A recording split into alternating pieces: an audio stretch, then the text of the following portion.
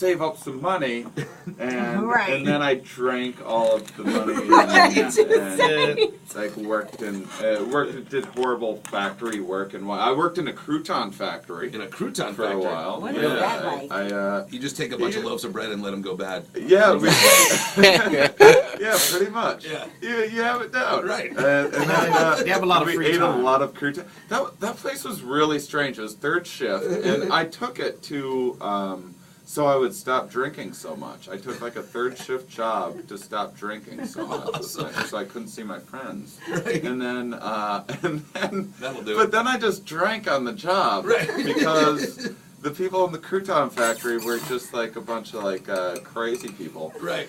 It's you just kinda like have to be. 10 crazy people that worked third shift in the crouton factory. I kind of picture And that. I would go off at lunch, and I'd just meet up with my friends downtown La Crosse, Wisconsin, which is my hometown. They have the most bars per capita That's in awesome. the entire United States. Sweet. And I would catch bar time. I'd go and I'd do a bunch of shots and go to an after party quick.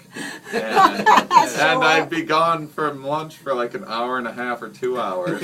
I'd show back up to work wasted. Right. And then they'd like laugh about it. They'd like thought it was funny. And then they'd put me on like scissor lifts and whatnot, like that I'd never operated Awesome. right. Like they just thought it was really funny to like put me on heavy machinery. That's great. Hammered and like have me figure it out. That's great. Nice. Yeah, and then there's oh man, I'm getting all these memories flooding From the back crouton from, factory. The crouton factory. I only worked there for like 6 months, and then, but I wanted to work for longer. It was like, what was it? It was like, oh, that's what it was. I was a temp worker. Oh. And it was before Thanksgiving and Christmas. That's the big crouton time. Yeah, all right. You Exactly. know? Whoa. So I had all Bail these. out at prime crouton time. All high and dry. Exactly. And so I had all these. So then it got in my. I was like, well, maybe I can just get drunk and go to the work and make croutons for the rest of my life. This isn't a bad gig. And but you know, it wasn't meant to last forever. Oh, that's too bad, because that's living the dream when you think about it. Getting all hammered and making croutons. Those people. There are some really nice people. There's some sad ones. There's a strange mix. And then there was this one guy that they would leave, that they just have by himself the whole time, and like no one would talk to him. But then just to like mess with you a little bit, if you're like a new person, like once in a while they just have you work with them. Yeah. Just be like, you should check this guy out. Go with this guy. And he's Then this nobody talks to him. dude. I can't remember his name, but he's just this old, mean, angry guy. He had this huge beard, and you'd work with him for about 15 seconds. You'd be working with him before he'd be like, you know, Hitler had some okay ideas.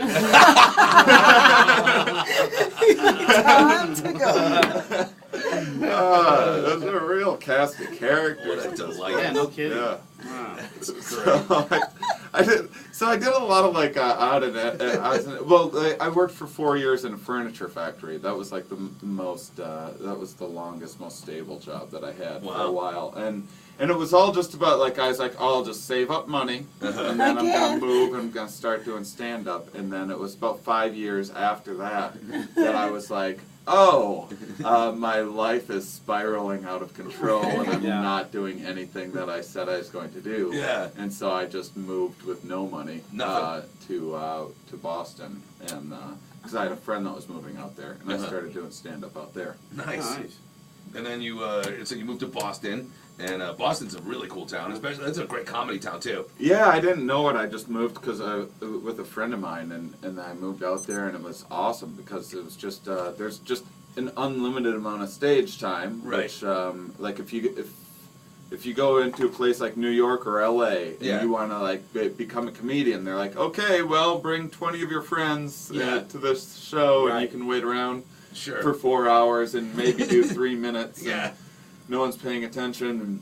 And Boston is just there's just tons and tons of stage time, which is important for a comic. And then there was just a variety. So there's the alternative, like, hipster kind of scene, and then there was like the mainstream stuff, and then I'd play like Elks Lodges and things like that. So I got to perform in front of like every single kind of audience possible. Which And think of all the a lot comedians that came out of Boston. You know what I mean? Like you had Dennis Leary, Lenny Clark, Dane Cook, Sarah Silverman. Yeah, I think CK came out. Louis C.K., John Panette. I think Stanhope's from Doug Stanhope's from not too far from there. Panette. Yeah, just a ton of people. Stephen Wright. Right.